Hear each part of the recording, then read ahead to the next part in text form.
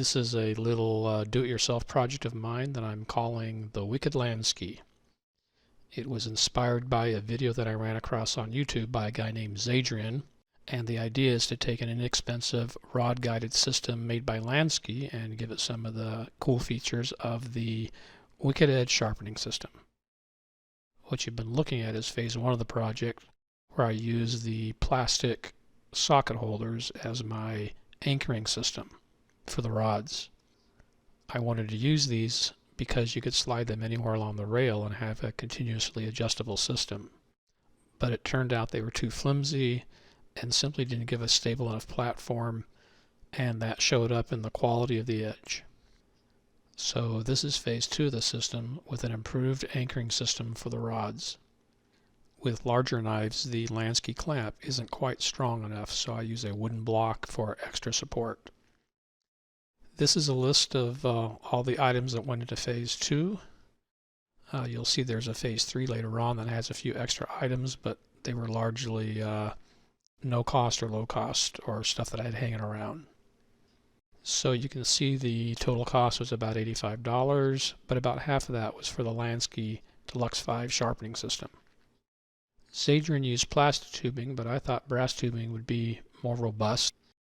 This is the cobalt socket rail I purchased. It was labeled 1/2 inch drive, but actually it was 1/4 inch. The base of the Lansky clamp is angled.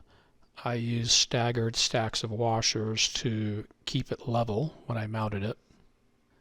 I made the clamps by taking a piece of 1-inch square aluminum tubing and cutting a slot in the bottom so that it could slide onto the rail, as you can see here.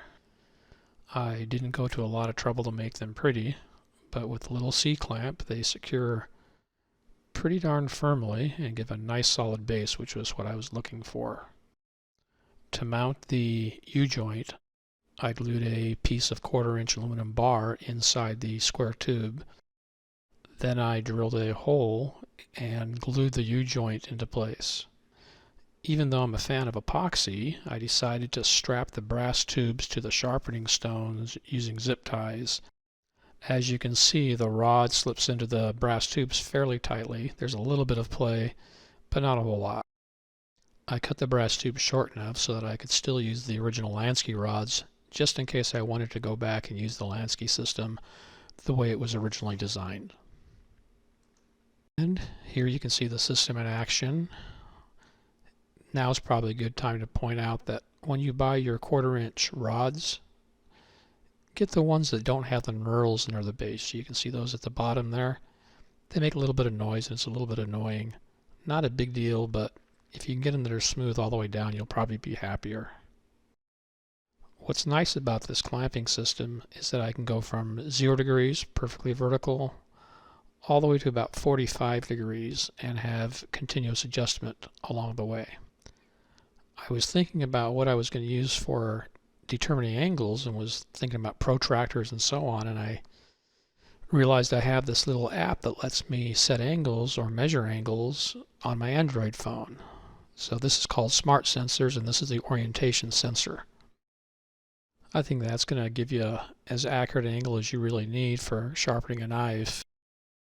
After all, if you're trying to match the edge of a knife that you already have, you're probably going to use something like the Sharpie trick. So what you see here is phase two complete. But I wasn't quite happy with phase two. There are a few little refinements I wanted to make, and they are as follows. I made a rig to hold my phone. It attaches to the rod using rare earth magnets that I scavenged out of old hard drives. This bubble level app lets you measure angles more accurately than the Smart Sensors app. Here's a better view of those rare earth magnets. If you want to scavenge some of those, just go on YouTube to find some videos on how to do that. I glued a couple more to my board to hold my rods in place when I store the sharpening rig. And here's phase three in all its glory.